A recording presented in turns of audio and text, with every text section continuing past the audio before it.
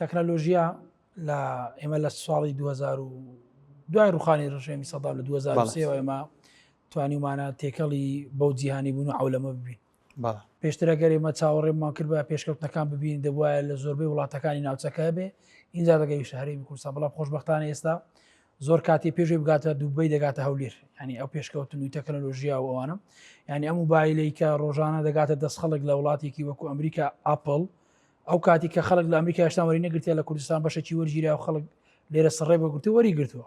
واتە تەکنەلۆژیا ئێمە توانیمانە لە ئاستی ئەو وڵاتانی کە لە ڕووی سیاست و اقتصاد و ئەوانە وڵاتی نامین، بەڵام ئێمە لە ڕووی تەکنەلۆژیا و بەجیهانی بوون بتوانێت وڵاتێکی دەرەجەیەکەکان بین بۆ وەرگرتنی ئەم بابەتانە. بەڵام ئێمە لەکوێ بەکارهێنانی تەکنەلۆژیان ئەمە پرسیارە جەوهریەکەیە، چونکە تەکنەلۆژیا چەند جەمسەرێکی هەیە، یەکێکیان ڕووی یاساییە، یەکێکیان ڕووی اقتصادیە، یەکێکیان ڕووی کۆمەڵایەتیە.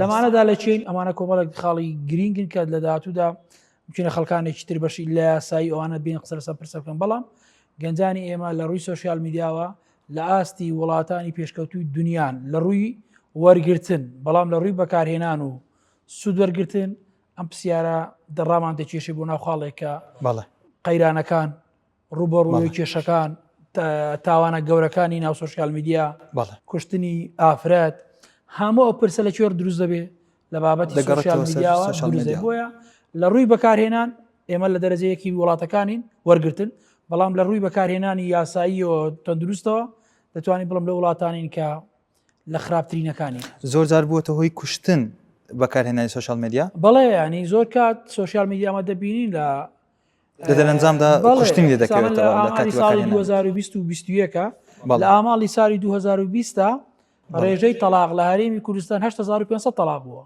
لە ساڵکارەکەی بۆ سۆشیال میدیا دەگەڕێتەوە بەشێکی. بەڵێ سامپڵە گەورەگری لە ساڵی 2021 دەبێ بە 11000 لەو ئامارانەکەم خۆم چون بەشێکیان لە ناو دادگاش ئامادە بوومە. ڕێژەی خراپ بەکارهێنانی تەکنۆلۆژیا یەکێکە لە هۆکارەکان، ڕێژەی تێکنەگەیشتنە سۆشیال میدیاکە لە هۆکارەکان، یعنی ئەو ئالوودەبوونەی سۆشیال میدیا وای کردووە بەشێکی زۆر لە ئەو تەلاقانە بگەڕێتەوە بۆ بابەتی سۆشیال میدیا و خراپ بەکارهێنانی.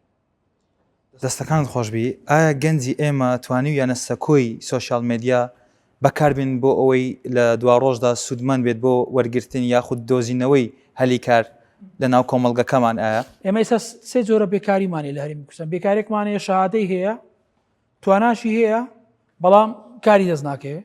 بێکارێکمان هەیە بەڵێ شەهادەی نییە، تواناشەکی توانای هێزی جەستەیی هەیە، توانایەکی بڵێن سکێڵێکی باشی نییە لە ئیشکردن. بەڵێ ئەمان لە شەقامەکان دەوەستن بەیانیان و ئێواران کرێکاری بکەن، ئەوەش بێکاریە. بێکارێکی ترمان هەیە لە حکوومەتە، لە تۆ بۆ نمونە ئێمە 1,238,000 مۆزەفمانەیە، فەرمانبەرمانیانی عەفوەن نابالێ ناوی لێ بنێن موچەخۆرمانەیە. بەڵێ کەتیمە بەخۆمان پێویستمان بە 500,000 کەسە، واتە 700,000 بەتاڵە مقەنەعەیە. لە ژوورێکی پێویستمان بە 3 کەسە کار بکە 8 کەس کار دەکا. ئەمە پێمان دەڵێت ئێمەش بێکاریە، بەڵام بێکارێکی بە موچە.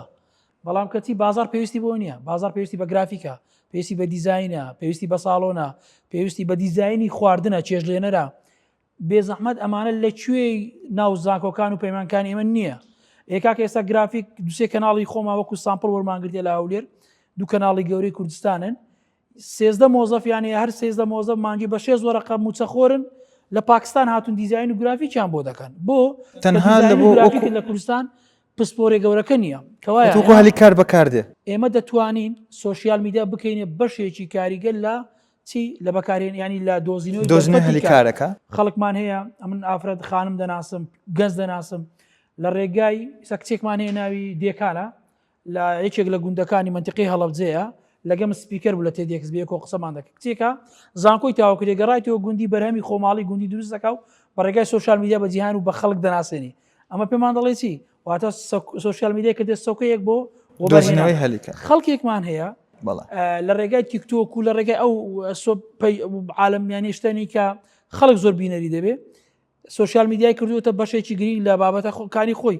هونەرمەندمانەیە دیناری نییە، بەڵام لەو لای بانای هونەرمەند دەفی زەردی دێنم کەتی هەموو جارێک کلیپێک دەکات لە سۆشیال میدیا لە یوتیوبەکەی خۆی دای دێنێ 8 ملیۆن لە 9 ملیۆن بینەری دەبێ.